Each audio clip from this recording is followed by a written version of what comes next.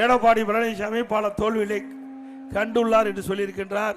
திரு ஸ்டாலின் அவர்களே, நீங்க மறந்துருப்பீங்க, மமதையில் இருக்கிறீங்க, அதனால இப்படிப்பட்ட திமுறான பேச்சை பேசிட்டு இருக்கிறீங்க. கொஞ்சம் பிற்காலத்தை நினைச்சு பாருங்க. 2011 சட்டமன்ற பொது தேர்தல், அந்த சட்டமன்ற பொது தேர்தலில் திராவிட முன்னேற்ற கழகம் எதிர்கட்சி அந்தஸ்தை கூட கிடைக்க முடியல.